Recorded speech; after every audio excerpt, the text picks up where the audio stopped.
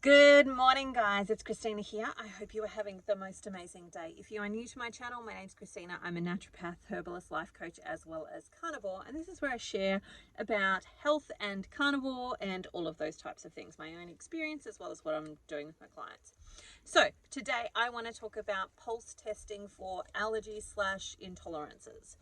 Now, I'm probably more speaking towards intolerances versus allergies because it's really easy to kind of figure out if you've got an allergy. For example, you eat the honey or the mango or whatever it is you've eaten, you break out in hives and you know what's generally caused that. It's pretty easy to kind of figure that out because there's like a correlation within a reasonably quick amount of time. However, the challenge is when there's symptoms and you're not really sure what's causing those symptoms. Now, those symptoms could be you've gained weight. Those symptoms could be something else is actually happening for you, like a bout of diarrhea, or you break out in hives, or you're sneezing, or you're just irritated, or you're just sinusy, or any of those types of things. Now, there are some things that I use as a practitioner to actually help me figure out what's going on for you. And some of those things are a hair analysis that I might actually run to help look at, 600 different food items and household products and those types of things. There are things like IgE testing, IgA testing. They can tell you if you've got an allergy to them, not so much if you've got just an intolerance or it's causing some inflammation within your system. And so those ones are a little bit harder to figure out. And that is where, for me, I would run a hair analysis because that's going to help us figure out those things out reasonably quickly. But the other thing you can do at home is a pulse test. So if you've got one of these little guys, I know lots of people got them during COVID. This is a pulseometer. And essentially it checks all sorts of different things. Mine's out of battery at the moment, so I've got to get a new battery for it. But essentially it checks your pulse, it checks your oxygenation, and so on. So you can use these. You just simply put them on your finger like that. Make sure your hand is in a resting place, so put it on a table or something that it's resting on, and let it take your pulse and give you that number. Now, this is what I find is a little bit easier than trying to do your pulse here and do your pulse here. You can do the hands-on approach if you want to. You've got to count, you've got to time, you've got to do all of those things to get yourself a pulse reading. If you use one of these, it's just a little bit easier, and they're about 20 bucks, depending on where you get them. I got mine from eBay. So you can get them reasonably cheaply, and they can be a useful tool. Now, what I generally say to clients who are trying to work out, do I have an issue with eggs, for example? Do I have an issue with chicken? And I know this came up quite a bit when I did my fibroids video where I talked about what's happening with your cycle.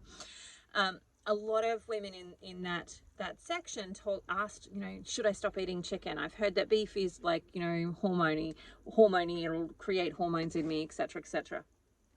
My answer to that question is it actually is very dependent on you. It's less about chicken is causing this and more about how my body is responding to whatever food it is. And that could be anything. So I've seen people react to chicken. I've seen people react to eggs, or chicken eggs, but not duck eggs. I see people react to a whole bunch of different things that maybe I would not even guess that they have a problem with.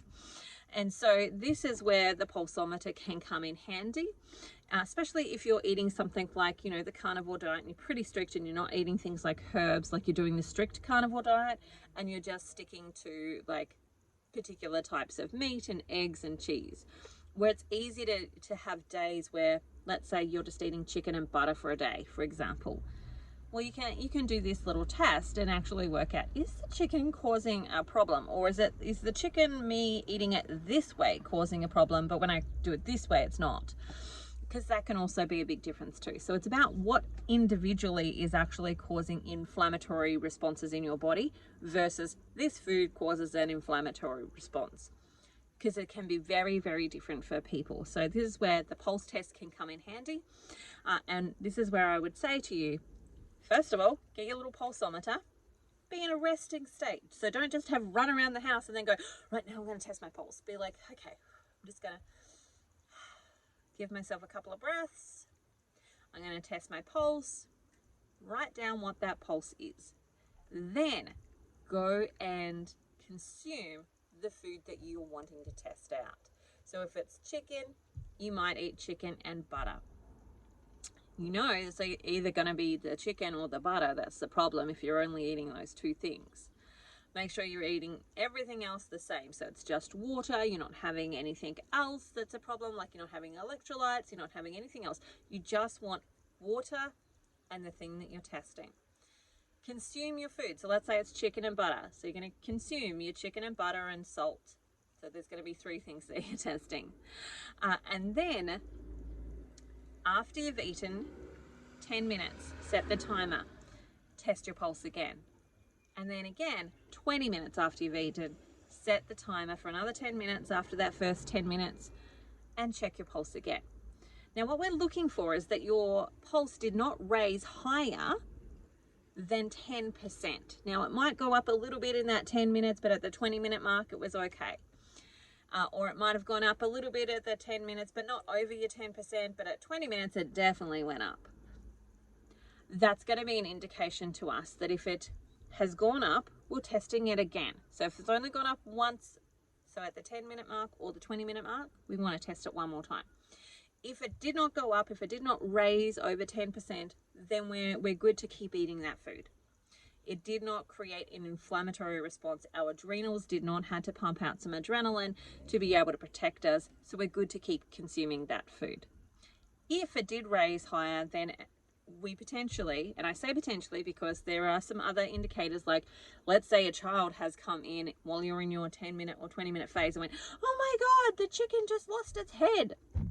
That's going to raise your pulse, all right? So that's not going to work so great for us. If you've been sitting down for that time and then you get up and clean or you get up and do some things and then you test, that's going to raise your pulse. But we want to try and keep a stable period of time between eating the food when we first test, when we're eating the food, and our second and our third test, so that we've got a bit of a controlled section there, which can be a little bit more challenging because life is life and life is never controlled and perfect. So we want it not to have gone over 10% increase. So it might go up a little bit, but if it's more than 10%, then that's an indication that there's some level of stress within our body. Now, again, that stress could be a child has just come in, somebody's just broken something, I've run around, I've cleaned up, I've done things, right? Or it could be that the food has caused the problem. So this is a little quick indicator that you can actually use at home to try and figure out if you've got a problem with a specific type of food that you're actually eating. And from that perspective, you can then start to go, okay, I did get that raised one. I'm going to test it again and see what else happens. And if it happens, if I've cooked it a different way, I'm going to test it separately. So I might test butter by itself. I might then test the chicken by itself. I might even just test the salt by itself and actually see what's happening with my adrenals at that point in time. Did my pulse raise in response to having that food? And that is a quick way to kind of figure out if you've got some food intolerances. It's not perfect. It's definitely not 100% foolproof, but it's a quick home guide that you can use to actually help you figure out if a food is a problem for you. And if you consistently test it and you're consistently getting high readings from that, you can be pretty sure that it's probably causing you a problem and it's not keeping your body in a relaxed state. It's causing some elevation for some reason. So there we go. There's a little pulse test that you can do at home to help you figure out if you've got some intolerances to some of the food that you're actually eating. And your intolerances will feed inflammation, they'll feed your adrenals, they will increase weight gain, they'll increase things like your fibroid growth or prevent you from actually decreasing that growth. Same with cysts and all sorts of other things within our bodies. And so it's important that if you're not getting results, that you start to look at those things. All right, that's it for me today. I hope you have the most amazing day ever. Remember, like and subscribe, leave me questions below, and I will come and create some videos on them. Bye for now. See you next time.